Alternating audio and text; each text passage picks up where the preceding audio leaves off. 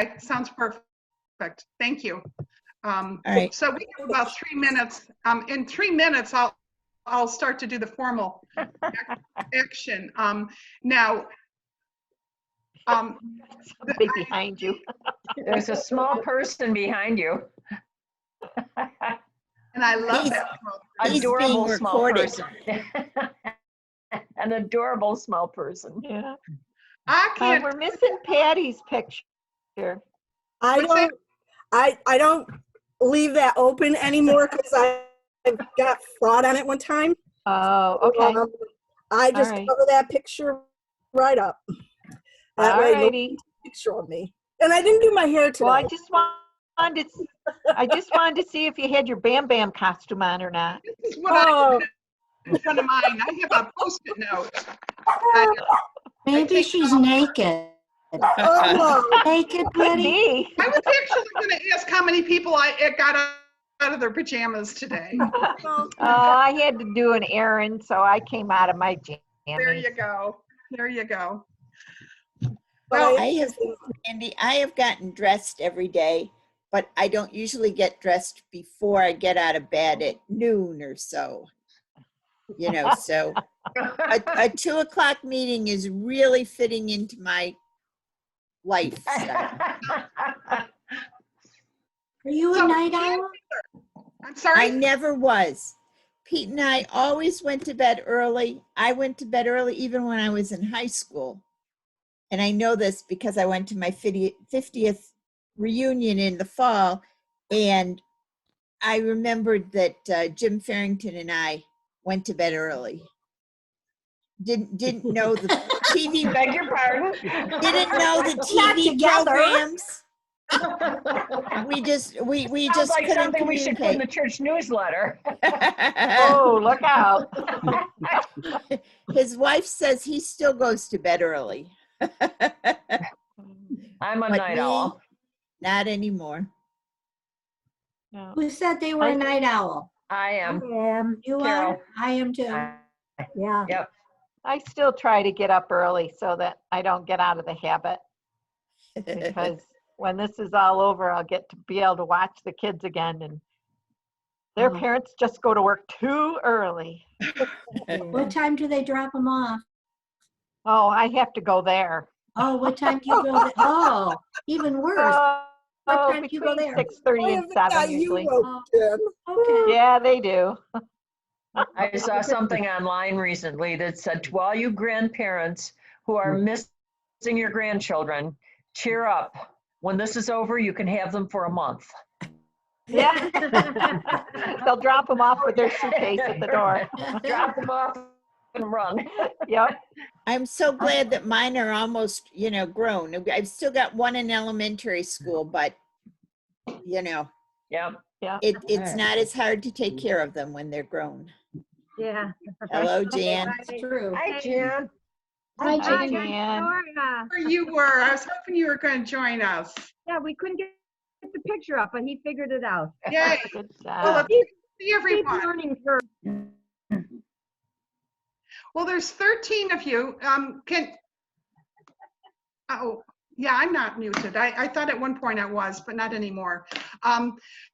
So I wanted to welcome everyone, and this is certainly our circle, but more so than our circle, it's just a Mexico sharing. We did extend it to the whole church, and I've had some people respond that just wasn't the right time of the day to be here. But as far as everyone, I'm thrilled that you've made the time. I want to make this so that it fits what you are interested in, as well as is a synopsis of the trip. But before we start, we're not going to do any business for the circle today, because I think that I'm going to blab too long with a Mexico story, and so I don't want to tie up that much of your time. But before we start, Jan, are you available and able to do an opening devotional? Oh, let me grab one. I didn't talk to you about that. Jan, come on back. Come on back. Come on down. I think she's out of earshot. Okay, that was special. what I was going to suggest, and I might just do this periodically, is there's a bunch of people that chose certain scriptures for their scripture gift. You all remember way back when we were all writing our favorite Bible verse and reason why. I won't share the reasons why because I think some of them are extremely personal.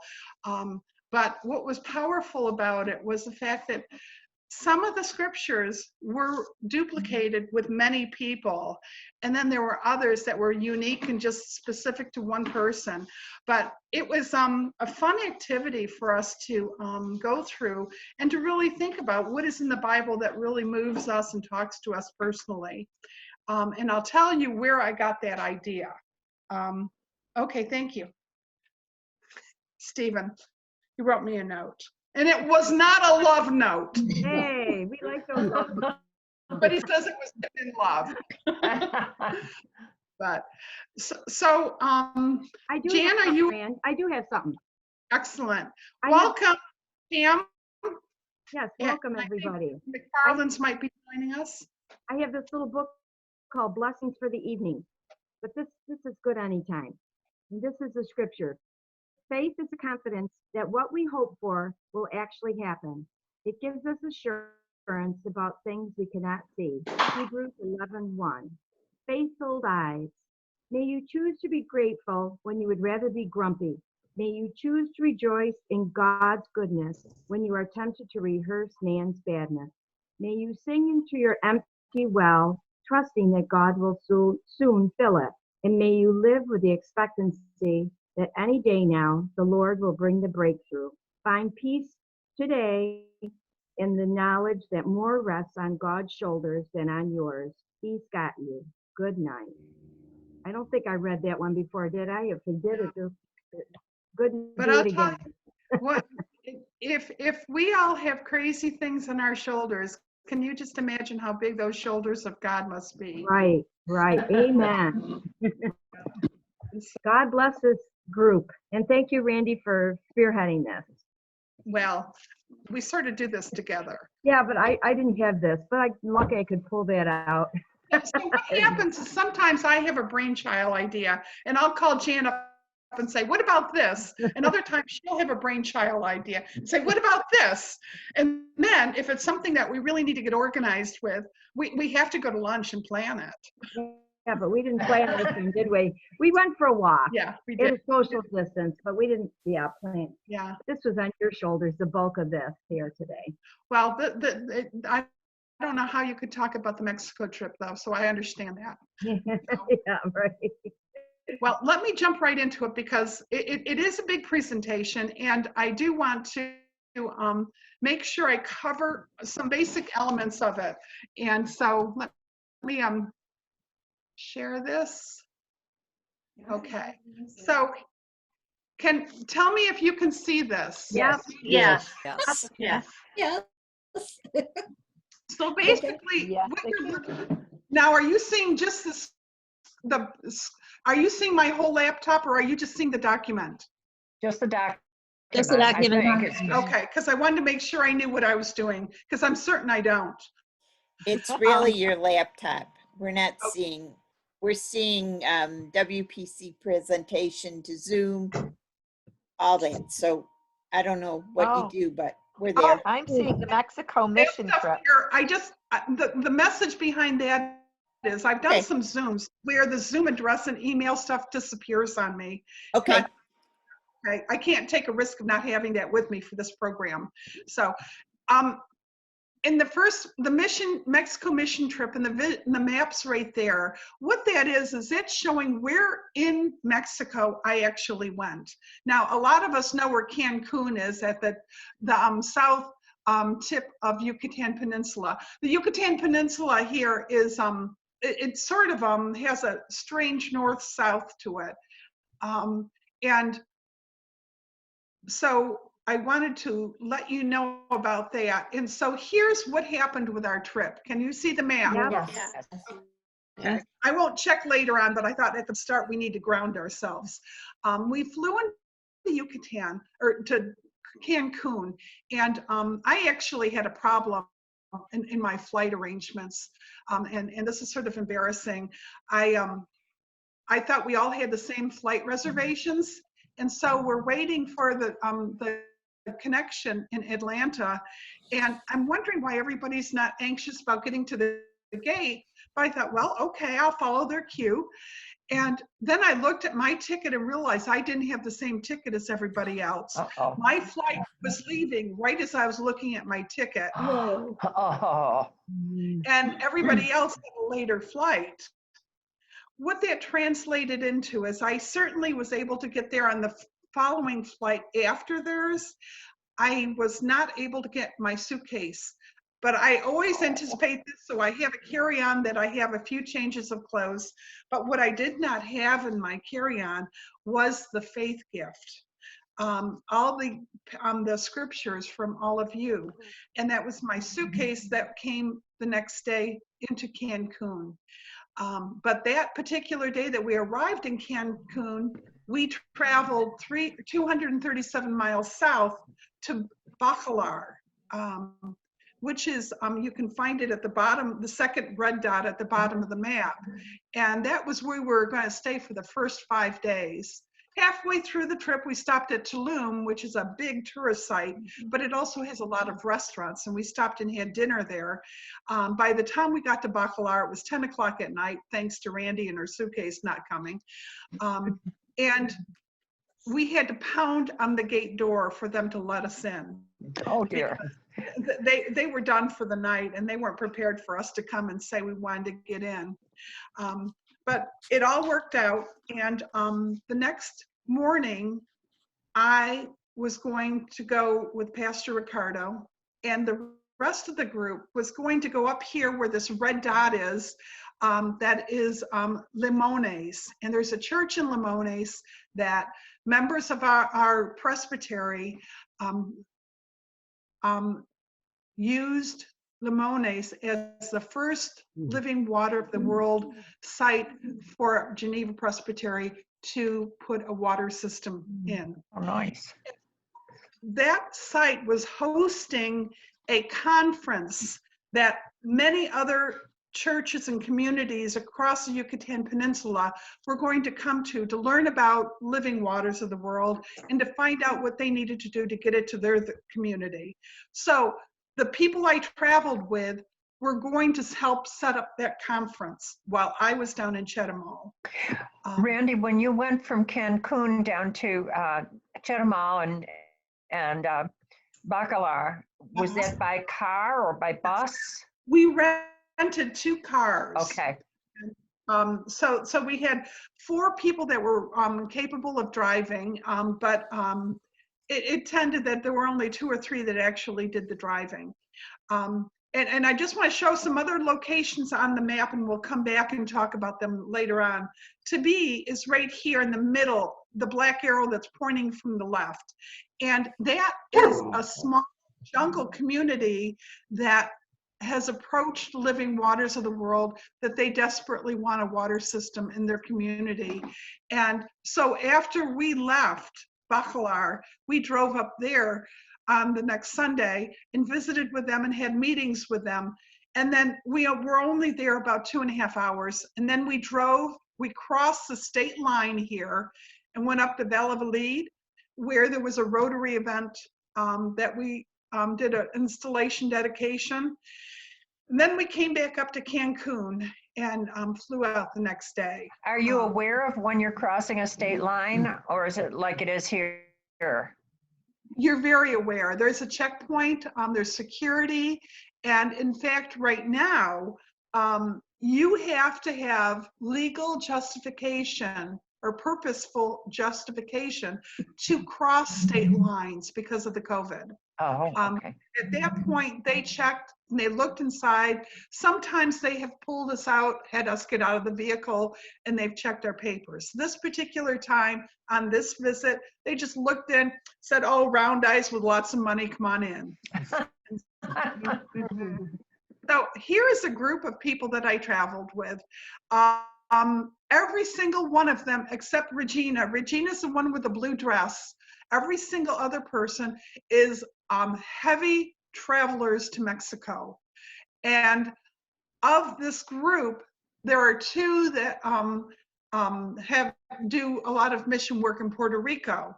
And the rest of us have had, all of us, even those that have done Puerto Rico mission work, all of them have had connections with churches in partnership as part of the Caribe or Presbytery of Caribe. And they created their partnerships about the same time we did ours. And so that was back in 2002. And so this dates you as far as the commitment and the involvement of these folks and their time visiting of Mexico. In fact, the guy with the white beard in the back, he was actually on one of the trips that I was on. He remembers me, but I don't remember him. I probably La La Land. But right here, it shows the different churches. Canandaigua, Linda Wirtz, of course, she's between Newark and now she's transferring her membership to the Canandaigua Church. And Ken and Regina, Ken is the one with the white beard and Regina is the blue dress lady over here. Which one is Linda? Linda is in the front with the black Okay. shirt. Thank you. Okay. And she also is a president of Family Promise. Yes, that's why I have communications with her. That's why I wonder what she looked like. Absolutely. She's a lovely, lovely woman. Yes. And Joanne and Ron Tunison are, Ron is the red shirt, and right to his left in the checkered shirt is his wife, Joanne. And they had a partnership with a church from Bacalar, the Mission Church of Bacalar, and got to know the Bacalar church members very well. And we ended up worshiping with them one evening. Then of course there's me. I hid myself behind some of the ladies. I see And a then little the piece of the head. Yeah, I tend to do that. And then Jeanette Reed is from Cornell, and Joanne and Ron are from Elmira. And Jeanette has grown or lived in Colombia for a while and has moved back to the US. And so both Joanne and Jeanette are fluent Spanish speakers. And so we were not pressed for translation. We had a good teacups worth with us. But well-traveled group. And so the question is, why did I go to Mexico? What was the reason for it? And you all remember possibly that back in 2002, our church session approved for us to have a partnership with the Church of Presbytery of Caribe. And there was a great list of churches that we could select from. And the committee, I was leveraging my presence with the mission committee of our Western Presbyterian Church at that time. And Andy Sloan was the chair. And the primary liaison was Madeline Jagar. So we were discussing, and the pastor at the time was Steve Howard. And through this group, we had a conversation of who do we want to partner with and what's the purpose of our partnership. And though it would have been an amazing experience to support Jungle Church, and I would have loved that, it doesn't do anything for the congregation if they don't have a buy-in and a connection to them. And the Jungle churches didn't have electronics, they didn't have connectivity, and they really didn't necessarily even speak Spanish. They had more of a Mayan dialect. And so there were a lot of roadblocks to partnering with them.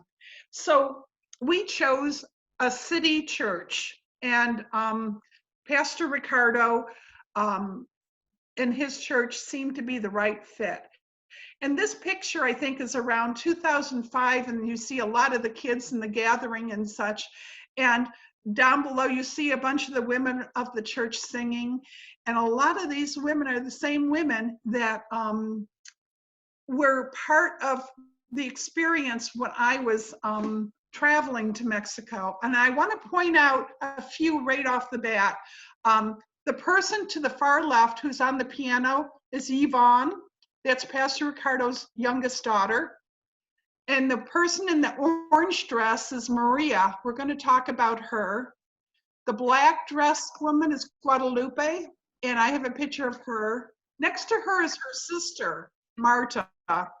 Marta and her husband hosted me one year, and another year hosted me and Jean both in their homes, and we slept there. They fed us and cared for us, and we grew to totally love them and treasure them dearly. And then next to Marta is Martha Lady, the pastor's wife, and next to her is Tina. Tina is Marta's mother-in-law, okay? The next lady, I can't remember her name, and the lady next to her, I don't remember their name, but both of them were still present at the church when I came back 13 years after our partnership ended, and 17 years, or yeah, 18 years after we started our partnership with Mexico. And the far right picture is just to justify that I really did go there. Pastor Ricardo, and that was one of the ending ceremonies where there was dedications and salutations and all of that good stuff. Now the partnership itself was one that we started with, let's see, I want to go back here a minute. You see those panels that are hanging on the wall that have the beige type of coloring? They made those and replaced the ones that were on the wall before. The wall before had the 10 commandments. These are the 10 commandments as well. Once before, they took off their church walls and wrapped them up and gave them to me to bring to us. And that's where those stitchery 10 commandments came from. I don't think we got all 10 of them, but most of them we got. And they were part of this sanctuary, and that's why these were replacing those. And so that was sort of a powerful thing, taking right off the wall to give to us. How old are those pictures, Randy? This particular picture, I think, was about 2005, but they gave the panels to us in 2003. Okay. Just the important Okay. commandments. Yeah, just the important ones. Yeah. Got it. So partnership, what it was is we wanted to get to know each other, and it lasted from 2002 to 2007, and it was a formal time at that point, but we have extended it since then. And the intent of the partnership was for them to know us to know them. I interviewed a lot of the church members and sent their stories to Mexico, and they did the same back, but not as aggressively as I did to them. And we had included them in our Aspire, but more so, we shared our stories with our partner church, and we shared pictures of our season, and they sent pictures of the seasons of their church celebrations to us. At one point, we brought a dental team down to Chetumal and cared for them with that. And the final at one point, Pastor Steve went down to them, and then it was culminated by bringing Pastor Ricardo up to Palmyra. And when he was here, I took him to the Lilac Festival. We went, Carol Sloan took him to the University, Fisher University. St. John Fisher, yeah. Yeah. And hospice in Phelps, or no, Clifton Springs Hospice. Jean Yost took them there. They visited the Rotary. They had breakfast and lunches and dinners in various homes. They stayed overnight in the dance house for a while, as well as our house. And the visit culminated with, and they also went through the Palmyra Historic Museums. And the ironic thing there is the Bible at that museum, Bonnie never lets anybody touch. But when Pastor Ricardo walked over to it, he looked at her and she said yes. And she said to me, I can't not let him touch that Bible. And so with reverence, he looked at the Bible and turned pages, and it was just a very powerful moment just to see that. And it was very gracious of Bonnie. So you know how Jim Bush does his magic shows? Well, there was a gathering at the end of that week that they were here. And at that point, Stuart Waddle was here. You can see him next to Marta Lady. And there was a gathering where we had food, we had a magic show, we broke a piñata, and it was just a blast. And it was a very special way to let them know how important they were to sharing with us. And the visit that they had with us, there was a mother-daughter banquet at that point that Marta Lady came to. And I think Edie's daughter and her group did a dance presentation. How is Marta Lady? I'm sorry? How is she? Well, give me 2 slides and I'll get. Okay. I There you know go. that's a huge question for us, and I just Okay. want to make sure. Well, the Tuesday after I arrived, and I'm not going to go day by day with this trip, but the first day and a half is really important as far as our partnership is concerned. Pastor Ricardo and his son picked me up at the hotel, and before we left Bacalar, they stopped at this block of construction that had a gas station at the corner and a few shops there. And then they were building some restaurants. And you can see the construction at this street front, how the restaurants might look. And that's the brick construction that you would see in Bacalar. And it turns out that Pastor Ricardo's son-in-law had bought that land with Pastor Ricardo, and they were building construction on there, and that's how they were finding revenue to support their household and their homes and their family.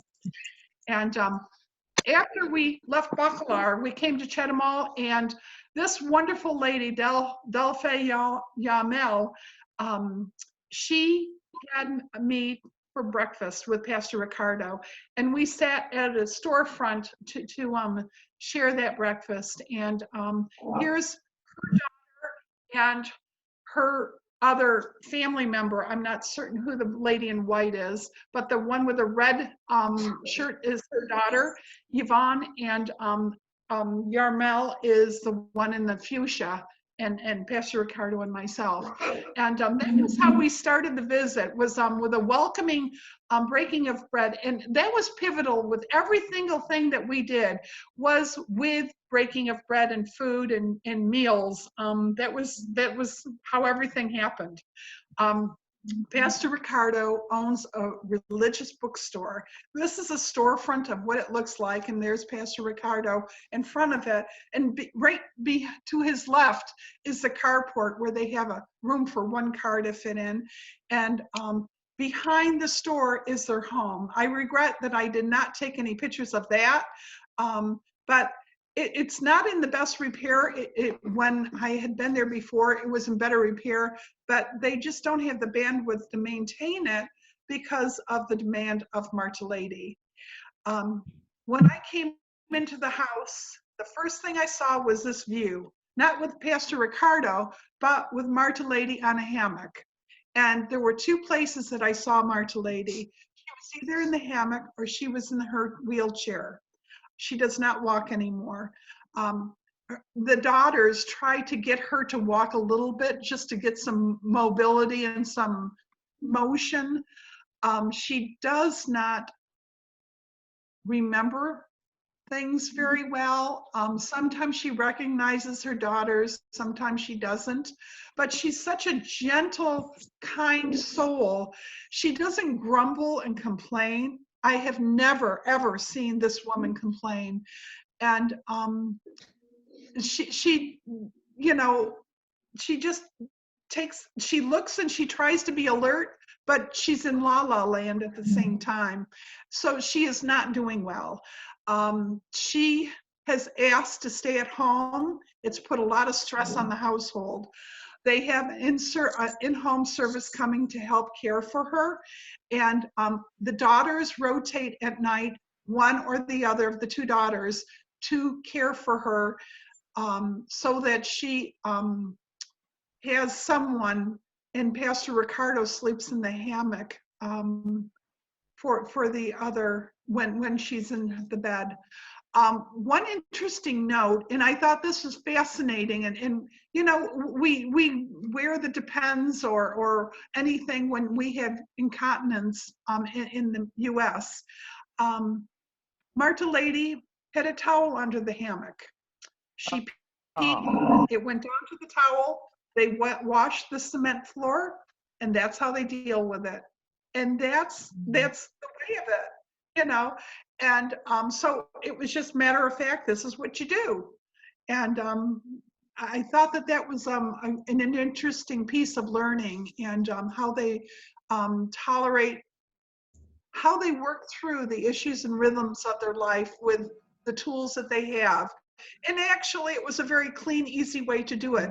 They do keep on top of it. There is no odor in their house, because they do, but that is part of the caring. And they have been. Do they have to pay for that in-home service, or is that provided by the government, or?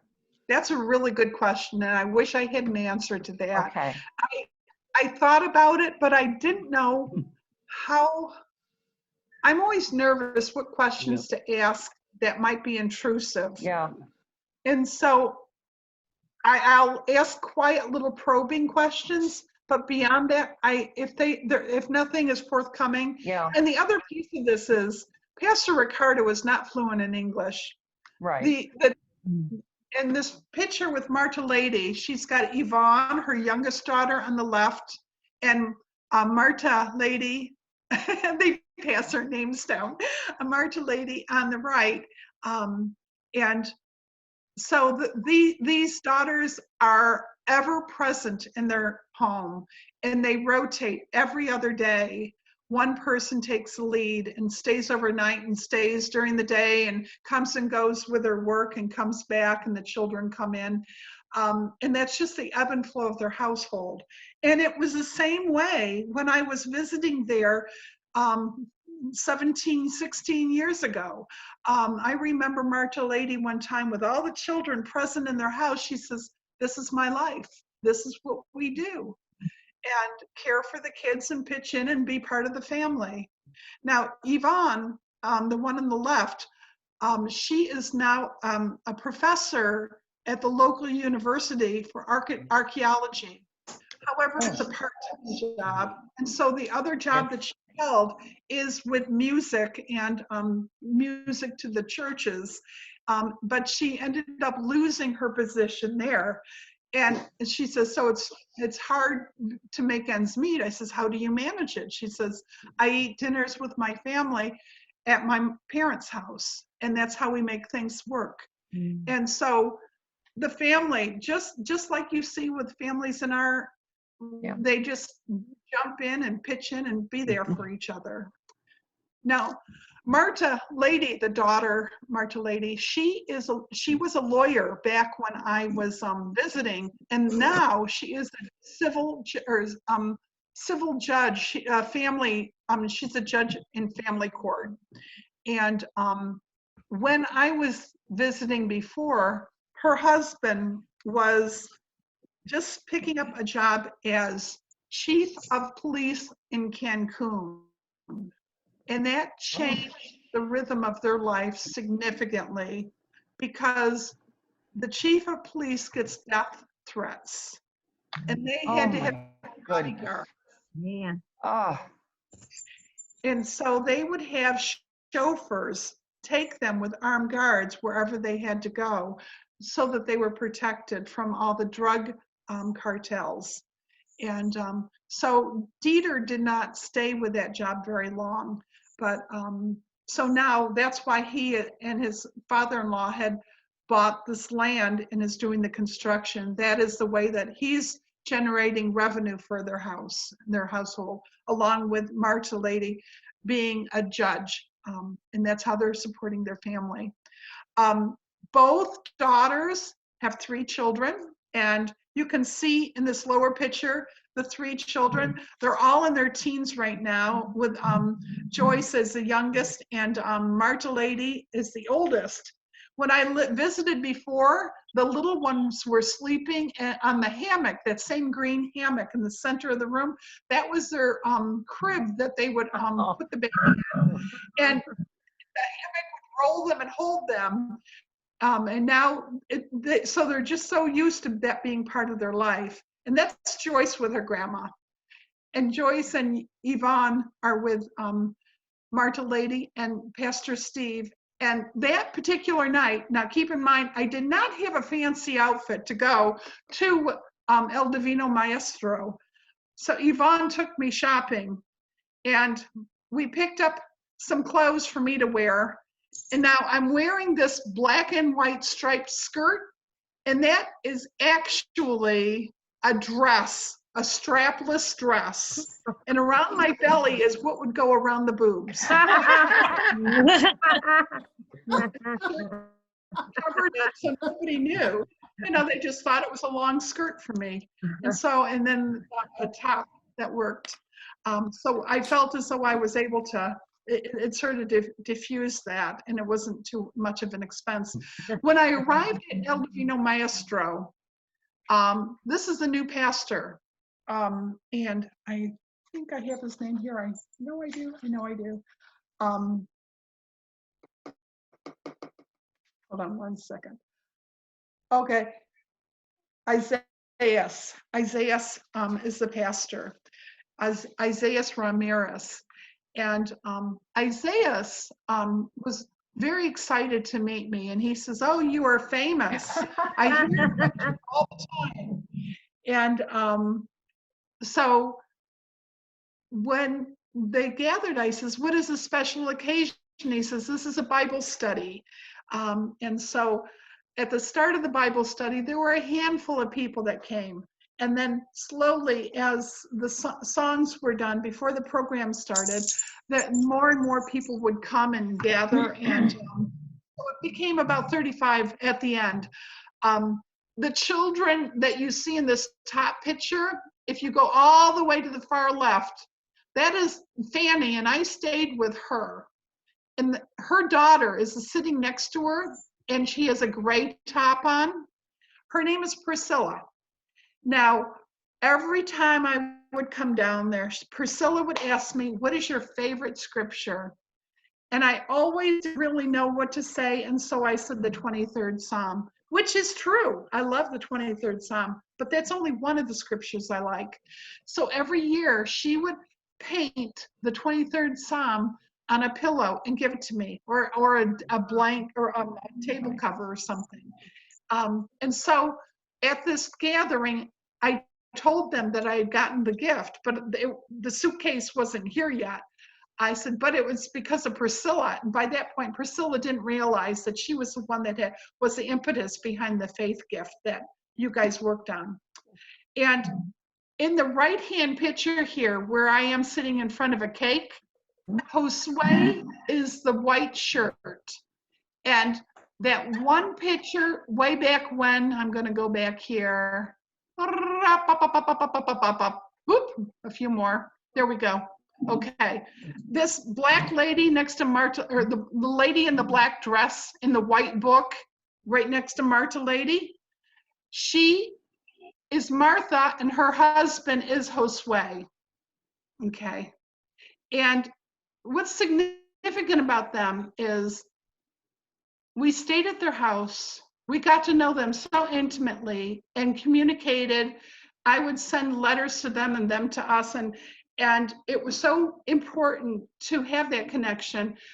When Josue speaks absolutely not a teacup's worth of English, nor I Spanish. And so when he came to me, you see that big smile on his face? He just held my hand and smiled, and I back at him. And it was like between that smile and the holding of that hand, we communicated so much, because this is a gentleman that I just treasure with all my heart. And I just need to know that you can love him just as much as well, because he is just such a dear. And as far as Pastor Isaiah is concerned, Josue is like the backbone of the church there.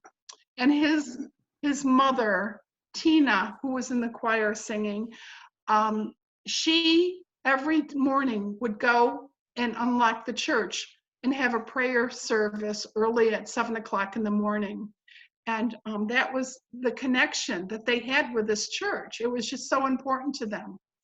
And so before we go any further, what I'd like to do, and I'm going to hope that I can do this, I'm going to stop this share, and I'm going to hope, see, there I'm back again.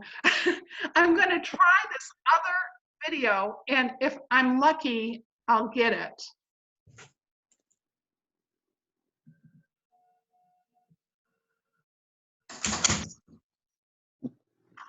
Are you seeing this? Do you see it? No video, no. We see what looks like little film clips. See your computer. Okay, we're gonna have to try this again. Okay.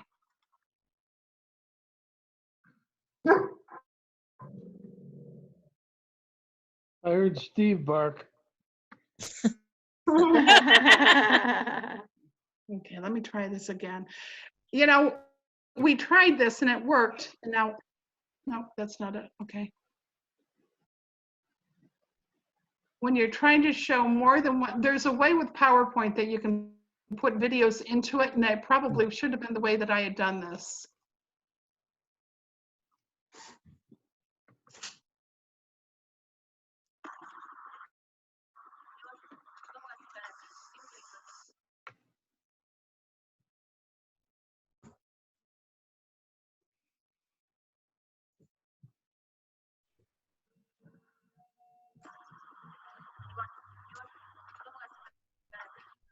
I gotta go stir that chili.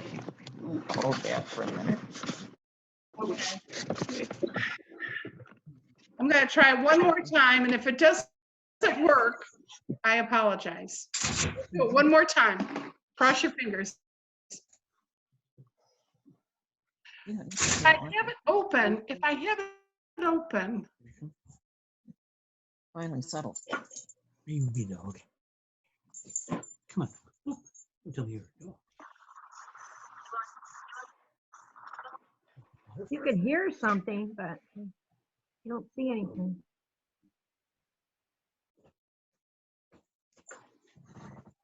All right, so if you can hear it, I'm gonna let you hear it. I'm gonna let you hear it because the thing is, let me just.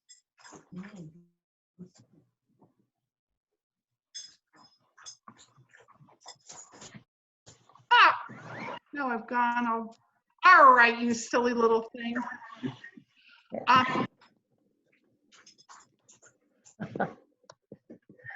The significance of this particular video is that it is, okay, let me go down to church.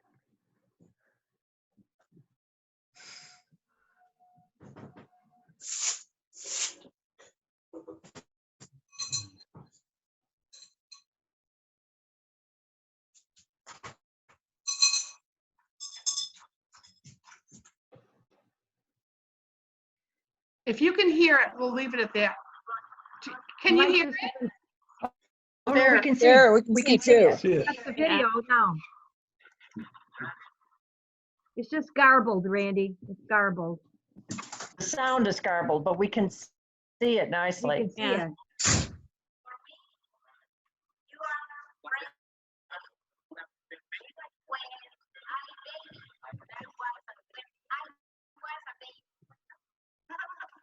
She wants a baby? Is that what you said? At church, and this was who she was carrying in her womb. Did you guys catch that? No, we No, can't tell us. here. The sound is all garbled. Something about carrying a telephone. I thought she said, one of the women there said she wanted a baby. Okay, so here's what it is. let me just go back and.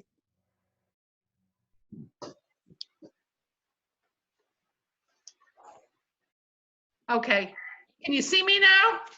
We can Yeah. see you. Yeah. Perfect. Okay, so what that video was telling us is when we started our partnership with El Divino Maestro, Pastor Ricardo's youngest daughter, Yvonne, was pregnant. And that young You better, lady baby. was there in the she was the baby in Yvonne's stomach. And when we were at their church, Pastor Steve Howarth asked, "Can we put you on our prayer list?" And Yvonne said, "Of course." So thankful for us to be including her. And so it was so important to them that we did that. Yvonne and she's in her teens, 15 or something like that, and she still knows that we pray for her. Oh, that's And nice. it's a real powerful thing. Hi, Emily. It's a powerful piece of it all that we just, sometimes we just don't think how important those prayer lists and that thoughtfulness that Sandy has been spearheading and the deacons have been spearheading for us. But it's so powerful, and to each of the people that are on that list, and it's carried for so long. And that's a piece of that particular message. Now I want to go back there, and the question is whether I'll be able to go back easily. So we'll just see. All right, I'm gonna have to go back and see if I can share a screen again. Here we are right there, and then share that. Are you seeing? Yeah. Yeah. Okay, Yeah. good. Okay, so that video, oh shoot, that means I can't show you the other video too. Oh, that's a disappointment, but maybe I can just do the sound of this other one. So here we are trying to arrive at church, and while we're at church, we're listening to them sing. And what's so amazing about this is, wait a minute, okay. The file I want isn't open, so I'm gonna have to open it. The amazing thing about this is the music that they sing is just so beautiful as you're arriving. And even if you can't see it, but you can hear it, I think there's something very powerful about hearing this. So I'm gonna share this and share this and share that.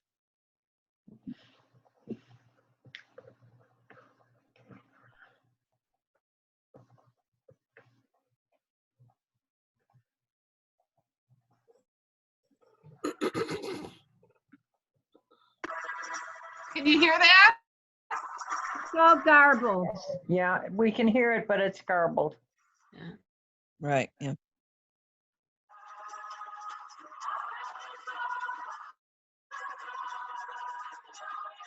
That's a little better. Uh-huh.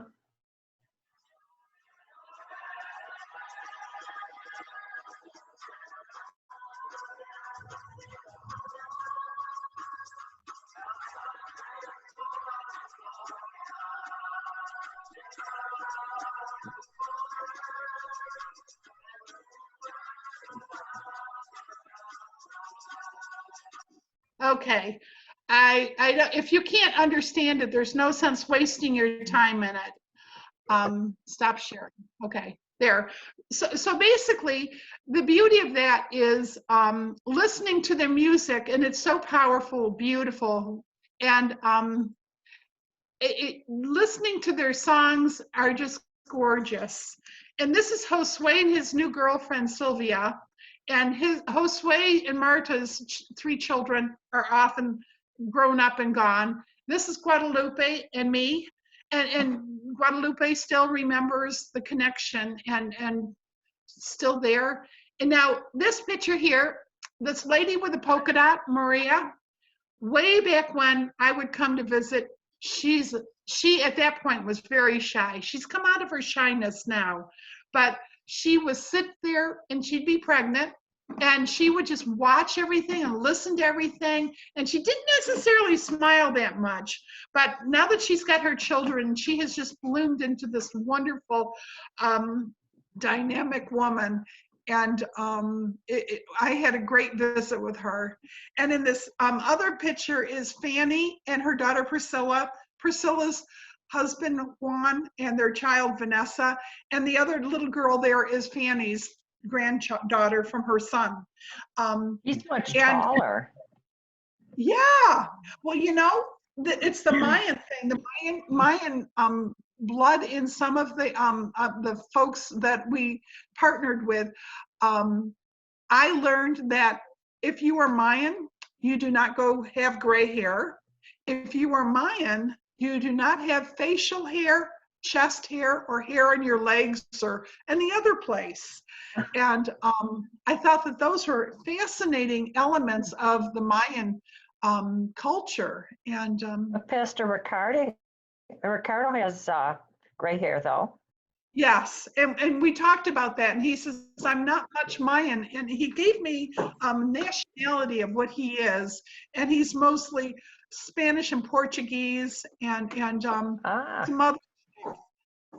But he says he doesn't have much Mayan in him, and that's probably why the gray hair. And here was a gathering of some of the folks, not all of them are in this picture, but these were the people that saw me when I was there this February. And so many of these people are folks that were part of the church way back when we partnered with them. But in addition, there are other folks that, not many in this picture, were not here before. So most of the people in this picture were part of the connection that I had with the church 13 to 17 years ago.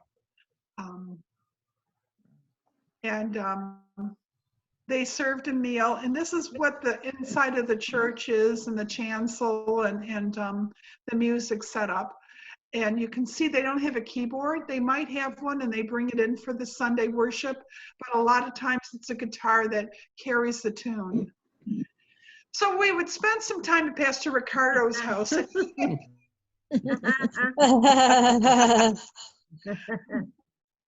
don't know how many of you remember what a pistol Pastor Ricardo is. He is such a fun guy. Yeah. And brought these peppers out, goading me to try, and there was no way. I didn't know how hot these were, and in fact, Yvonne wouldn't even eat it. So, but yeah, but he was just showing that he was fine. But interesting, those other things look like goldfish, but aren't. But I thought that was fun that he shared that with us. And a lot of the life is caught on this table in the middle of their family space. And one of the things he wanted me to do was to help them prepare the meal that they were having that day. And that day it was panuchos, and they're made with the cornbread flour, and they stuff it with meats or other things, and then they fry it. And that was what I helped prepare. And so he showed me how to do it. I didn't do it all the way right, but they were very gracious. And these other pictures are just the ladies of the church preparing it for other meals. And I thought that was a neat thing to show the fellowship of the women that get together to prepare the meals, and how it's just like us when we were doing the ox roast and other things. Now, when I was bringing down the faith gift, I put them in a star box. I had bought this box at Goodwill, and it had foil covering, and it was in the shape of a star. And I put all the faith stories in that. And I sort of jokingly said, it's a North Star, because it was from us up north. And once I received it, I started going to people's houses for meals the next day. And this was a household where I first visited, and Dorcas and Sergio, her husband, hosted the visit, and Erica Dorca's daughter helped to prepare the meal and joined in with the feast. And you can see how beautiful it is. And the joke of the matter is everything is Guernsey cow. You know, it totally has a theme, and they worked so hard to make this table so beautiful. And I felt so honored for the effort that they had put into it. And they had one extra place at the table, and what turned out was Isaiah Ramirez, Pastor Isaiah, joined us as well. And that was a good visit. And then Pastor Ramirez drove me back to Pastor Ricardo's house. And in the car, he said to me, he says, you know, when I joined the church, I contacted your church to see if we could do something. And I emailed your church, but I got no response. And I'm looking at him, and I says, when did you do this? And it was maybe a few years ago. He'd been with the church maybe 3 or 4 years, he said. And he was starting to look for a new church. And Isaiah Ramirez, Pastor Isaiah Ramirez, had very good English skills. He had lived in Wisconsin to go to college. And so he was totally understanding of American style of life. And I said to him, I really wish you had gotten my email and emailed me, because if you had done that, we probably would have had more of a connection. And I just totally apologized for the fact that he had lost that opportunity. And now he was leaving, and so he wasn't interested in sort of fostering something for the future, but he was saddened that it didn't come into anything more. Now, so here I am opening up this star box, and I'm offering each of the 4 people at the table to take one of our faith gifts. And something happened that was so powerful. Sergio, the father, the husband, read his, and he started to cry. And happened to be Kelly Babcock's, and I told her this story because I felt she needed to hear it. He started to cry when he held on to it. And I just stood up and I just gave him a hug, and I said, you know, we all share the same Bible, we all share the same God, and we all love each other. And I just hugged him. And Pastor Ramirez said that Sergio was a new Christian. He was just learning how to live with a Christ in his life. And so this faith gift that we had given to him was so moving to him. And so these simple gifts touch people so powerfully. And I thought that just meant so much. And then later that day, I was picked up by Juan and his wife Priscilla, and we met with Maria and her children, and we went down to Chetumal is right on the Caribbean Ocean. We went right down to the water's edge, and there was a festival going on. You need to know that this is right near the starting of Lent, and it was right before Ash Wednesday. And so everybody is festivaling. It's just like when we have our sweets and treats right before Lent. And so there's carnival rides and all sorts of stuff down there. And so we got this picture next to the water's edge, and Priscilla and her husband Juan are horsing around. And then they took us over to, I think it was Maria's house. And Maria is over in the far left in the black dress. And the whole family came together, everybody in the family. And so many of these faces, I remember the adults. I remember them from being in the congregation when I'd come to visit. And Fanny, of course, she hosted me in her home. She cared for me, and we, without any English or Spanish, we spoke volumes. I just treasured the times that we had shared together. And it was really important to this family to share a meal with me. And at the end of the meal, again, I had them reach into the star, and everybody took a faith gift. And they read the faith gifts, and Priscilla was jumping up and down. She says, I got yours, Randy, I got yours.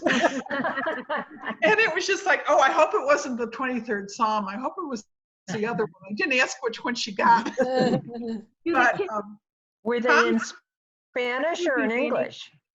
well, I had them in both languages. Oh, On nice. one side of the paper was Spanish, and the other side was English. And so, and they were, this is, I translated them all using Google. And the joke of the matter is, at dinner that night, everybody had their cell phone on them, and they wanted to ask me a question. They typed it into Google and hit the speak button, and it would speak in English.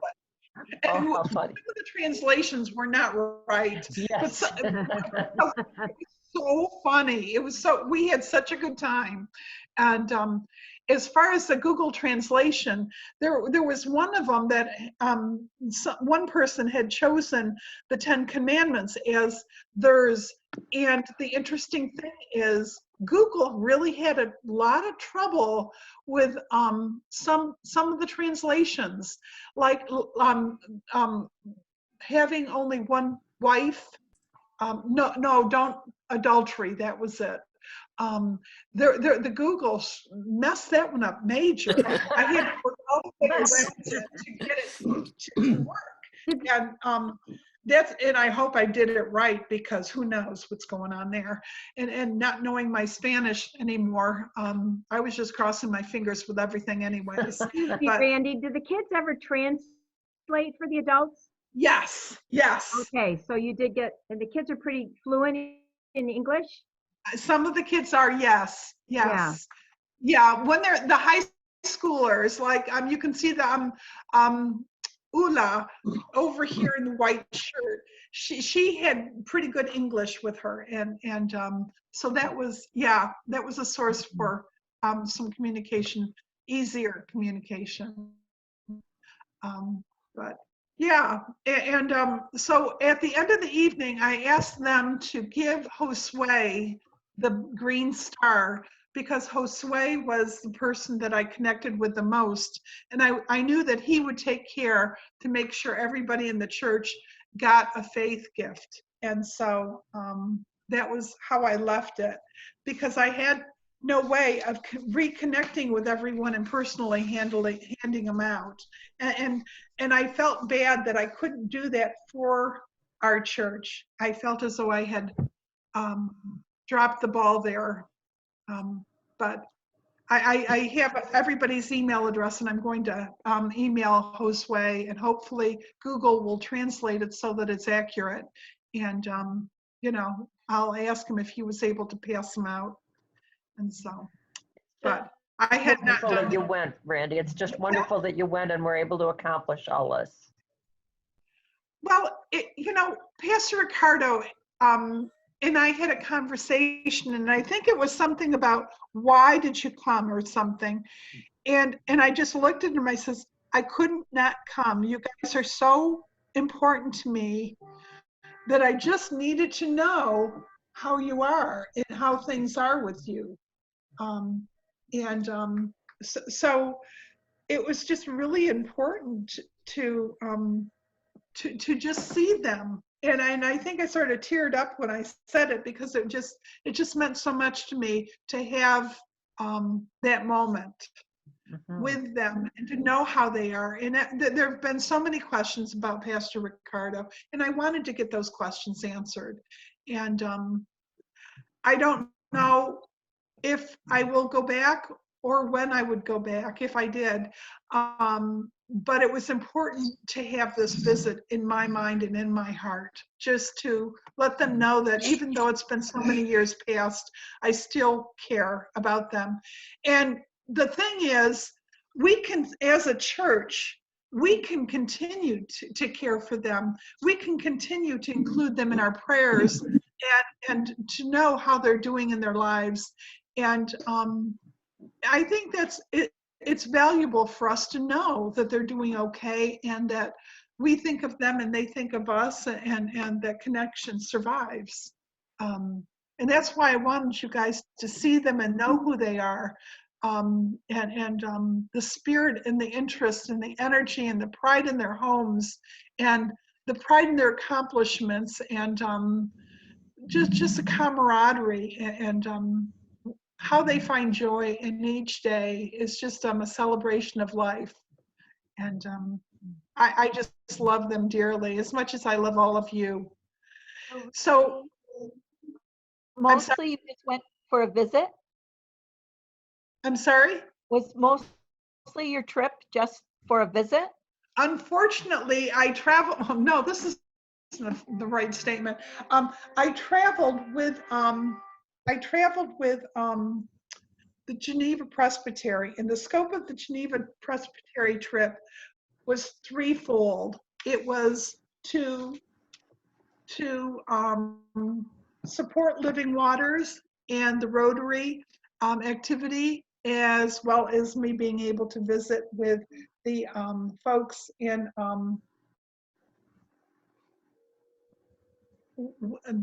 to visit with the people that are in El Divino Maestro.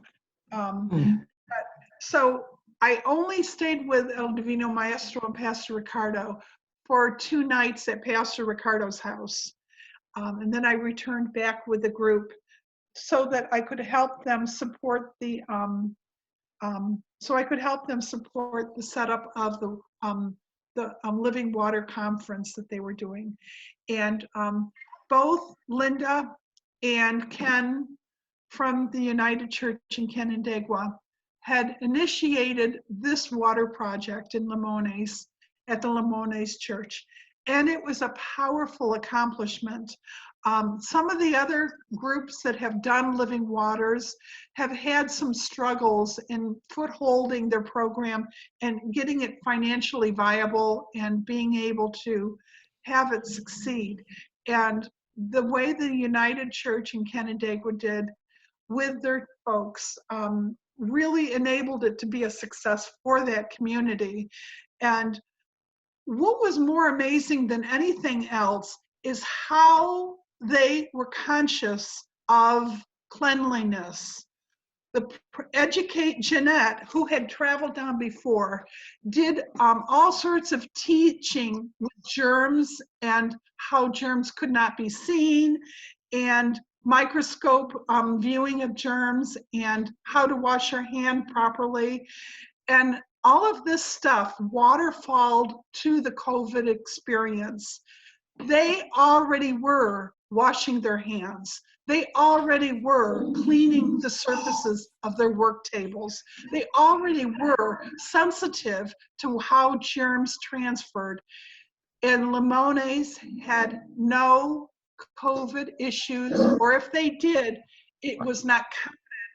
And Limones was one of the 40 groups or 40 villages in the Yucatan Peninsula that were permitted to open for life activities again by the Mexican government because of their awareness of cleanliness. And I think it had a direct relationship with the way the Living Waters of the World taught the community, taught the children, taught the adults.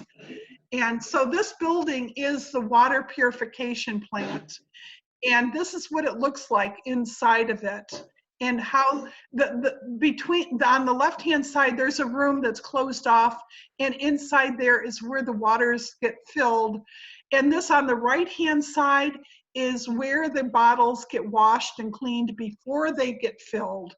And the workers that work that area, they wear face masks. They wear hats to contain their hair so that it doesn't get in the area and contaminate it. They wear boots because they're washing the floor all the time.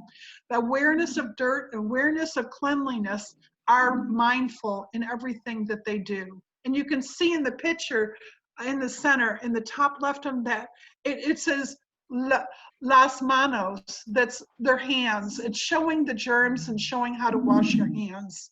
And so they were prepared for the COVID attack before it ever came. It's wonderful.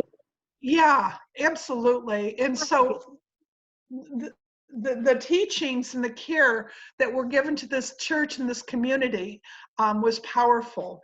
And the blue bottles to the left are how the water is transported and sold. And they, as a church or any community that chooses to have living water, has to have a viable financial way of being able to pay for the water system and maintaining it. Sometimes the startup money is given to them by the host church or organization. In this case, it was United Church in Canandaigua. They paid for the startup of the construction, and it was a 5-year project.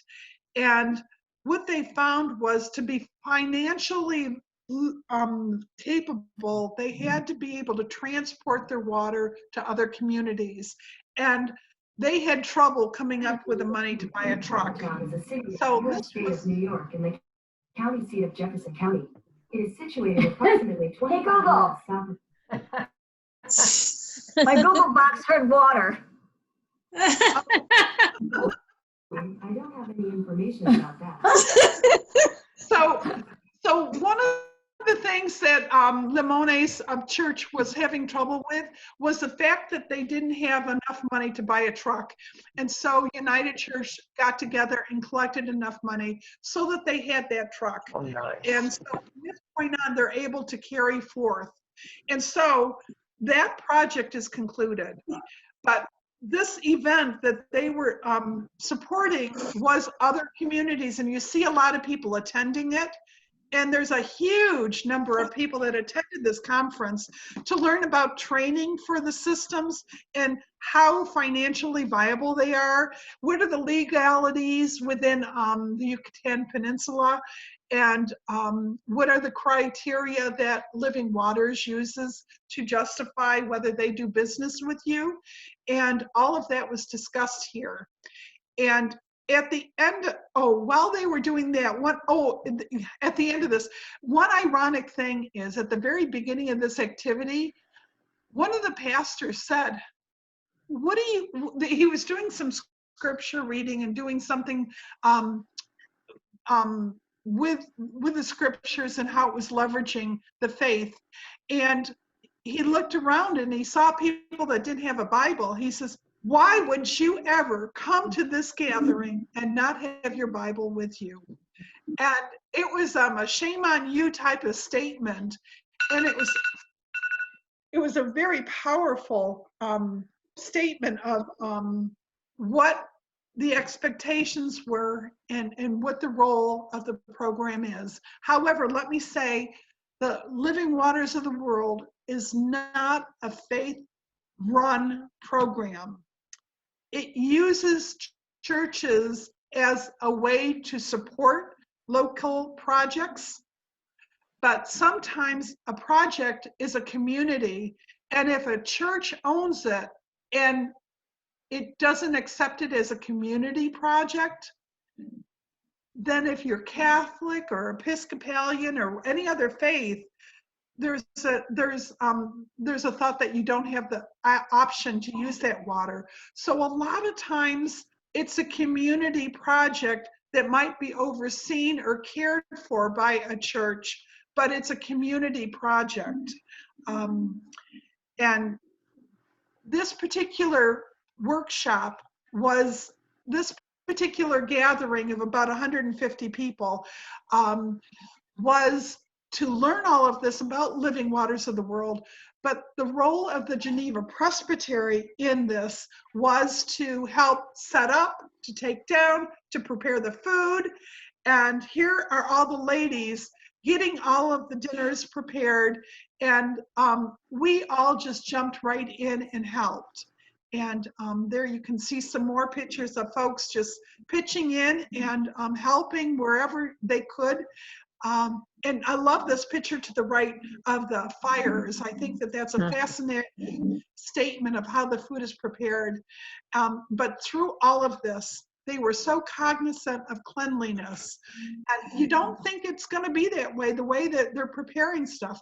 But they did. They took great care in washing everything, keeping everything clean, using Dawn soap and cutting grease and the dirt, and it was just very much a conscious effort with everything that they did. Now, here's a And picture. Randy, would you clarify then, as far as when these water projects are completed, are they open to use for all faiths, or are they only with the church that ran the program? They are open to the entire community. They are. open Great. to communities beyond the immediate area. Absolutely. Good. Absolutely. I remember Pastor Ricardo, when he was here, talking about how much prejudice there was against Protestants there, and they couldn't have jobs in government, and that there was a lot of difficulty that way, and there was a lot of almost animosity toward the Catholics. I remember he referred to them as idol worshipers because they have so many statues in the churches. And it sounds like that has reduced a great deal.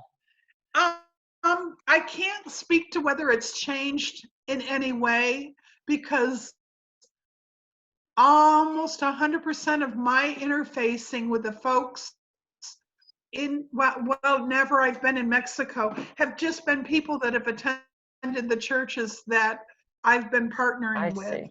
And so I can't speak to any attitudes of that nature. So Pastor Ricardo's voice is probably the most accurate we can go to. Well, it was a long time ago too. Yeah, I don't when I think it's spoke changed. with him. Yeah, I don't think it's changed much.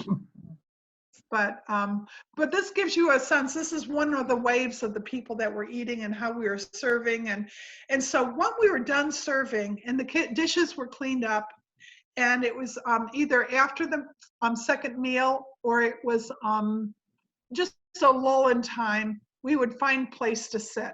And I had not been around each day, and so I hadn't really developed a lot of conversation and connection with a lot of people. And so this one time, this little boy in the bottom was sitting next to his mom, and I was asking the women questions about life and attitudes and what made them happy. And this little boy came sitting next to his mom, which was between me and her. And I looked at his papers, and he was doing some homework, and he was translating Spanish to English, and he wasn't doing it right.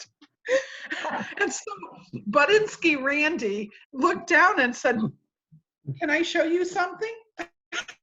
And so I showed him, this should be this. And so then he asked me about another question and another question. So the next day, the last day, which was a Saturday, he came and sat across from me and wanted me to just sit down. And I drew pictures and named everything in the picture, a house, a door, a chair. And then we started walking up, talking about, I will walk into the house, and, just created some sentences. And all of a sudden there was a circle of little boys around us. And there were about 4 or 5 of them all trying to speak English. And it was just like a school of some sort. It was just adorable. And the message that I bring, it's not just the kids that want this. The adults and the kids together, everybody wants to learn English. It is really is of interest. They feel as though they're missing out if they don't. Some folks feel that way. And so there was conversations where people were asking if there could be classes for English. And I thought that was an important piece. And then this little girl at the top, I was sitting across from them at one point. That little girl was looking down at the ground. She just was not going to look at me. She was not going to smile. By the end of it, you can see she's just a happy little girl. And I just got the biggest tickle out of it. And so I just had to share it because I thought it was fun.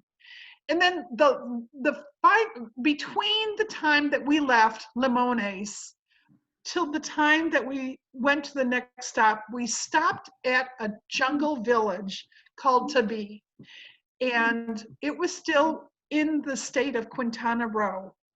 And it was a town that desperately, desperately wants to have a living water project in there.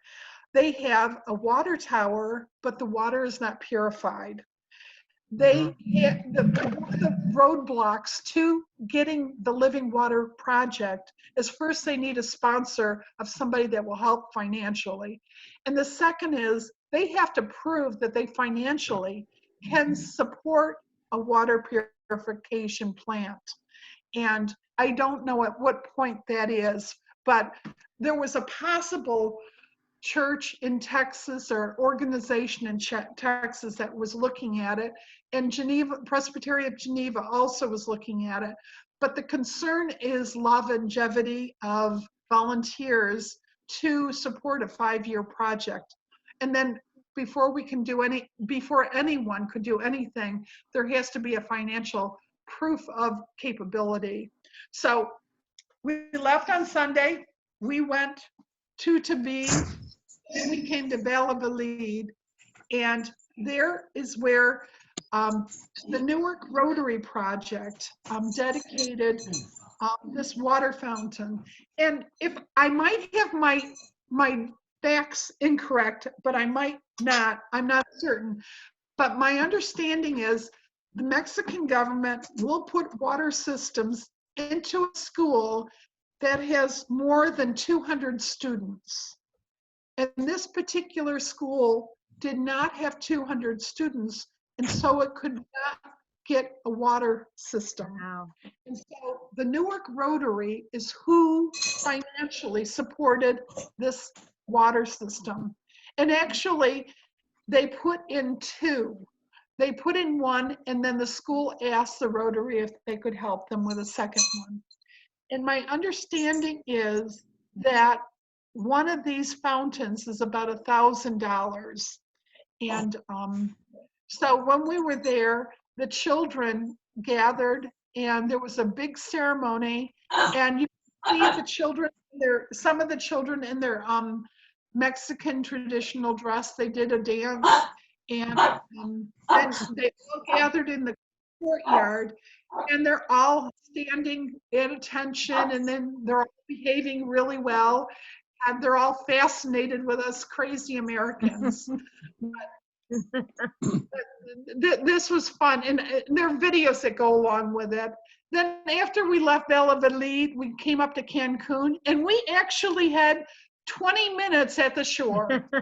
We had enough time to put our feet in the sand, get our toes wet in the water, and it was windy and cold, but it was beautiful. So the question is, what's going on with COVID right now? And, so in Valladolid, Linda Wirtz has had contact with folks there in Valladolid. Why don't you walk in the kitchen? Walk to the kitchen. And so in Valladolid, one of the things they say is the large cities on the peninsula are locked down and regarded as no-go cities. Cities like Chetumal, Cancun, and Merida. And now I have Merida, which is in the top left of this map.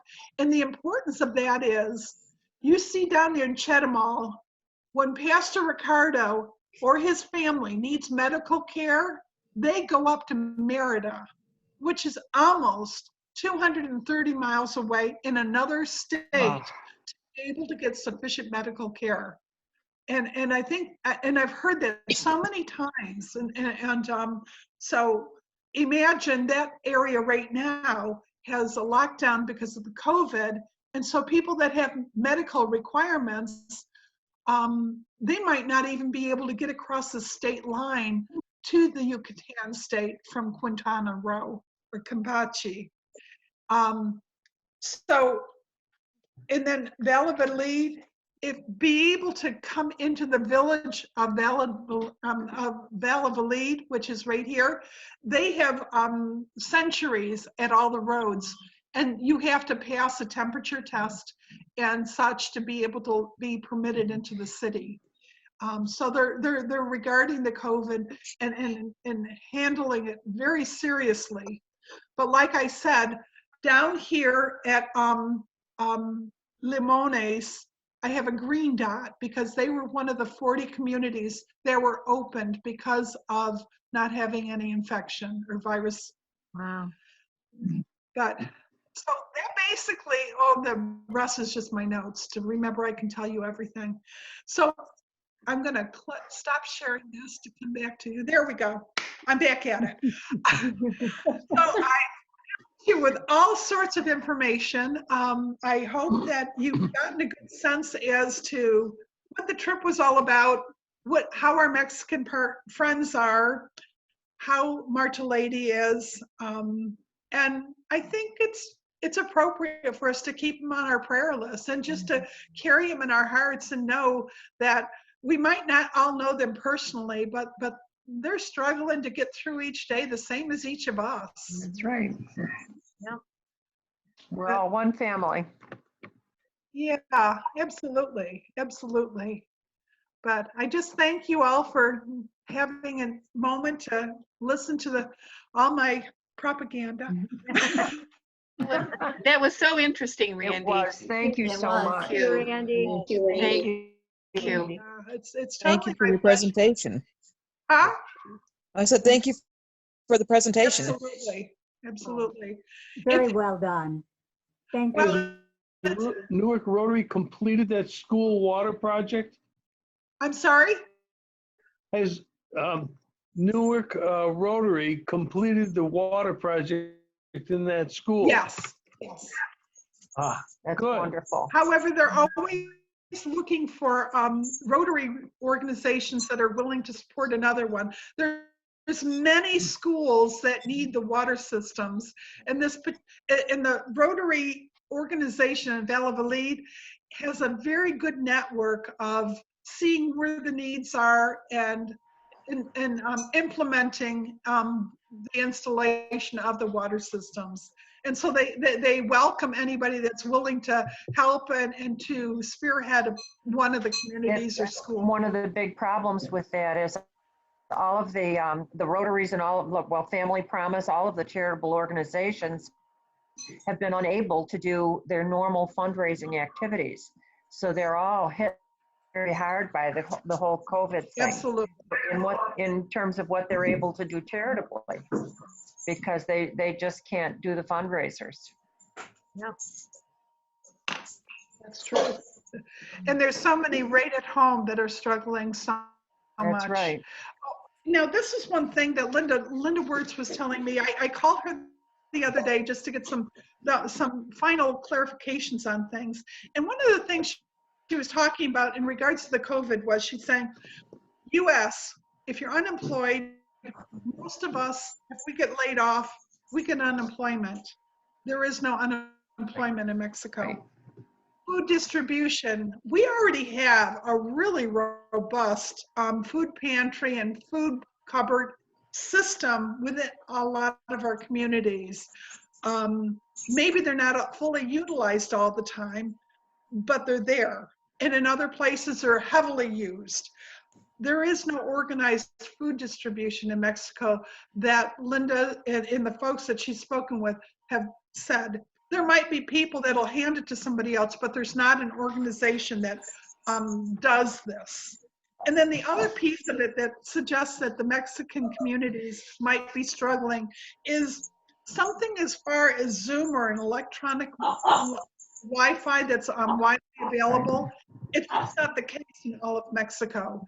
And so where a lot of us have the ease of connectivity and being able to do a Zoom, not possible in all of the communities in Mexico. It isn't possible in all the communities in the United States. There are places in the Midwest, especially in the upper Midwest, Absolutely. where the rural places just do not have that possibility. That's true. That's true. And so those are the isolated people that we don't have the privilege of connecting with. And so, but that was the scope of the Mexican trip. I don't know what's next on the docket for travel. Probably nowhere until COVID is settled down enough to feel safe anywhere. But it certainly translates into that our neighbors on our north and our south are suffering and struggling and trying to get through this as much as we are. And so Thank you. what I thought I would do, I'm sorry? Thank you. Yeah, absolutely. And what I'd like to do for just a minute, and I'm going to just read a few of the scripture readings that that people chose. Now, this is one a few people chose, and it was Micah 6:8. He has told you, O man, what is good, and what does the Lord require of you, but to do justice and to love kindness and to walk humbly with your God. Romans 8:38 and 39. For I am sure that neither death nor life, nor angels, nor principalities, nor things present, nor things to come, nor powers, nor height, nor depth, nor anything else in all creation will be able to separate us from the Lord of God, love of God, and our Jesus Christ, our Lord. I didn't read that right. The last part was supposed to be, will be able to separate us from the love of God in Christ Jesus, our Lord. Well, I'm leaving you with that as a way of just same Bible that we read is the same Bible we share with our Mexican brothers and sisters. And thanks for listening. Thanks so much, Randy. Thank Yeah. you. Randy, have a good day. Randy. Bye, See you everybody. later. Bye. Bye, everybody. Bye. Stay safe.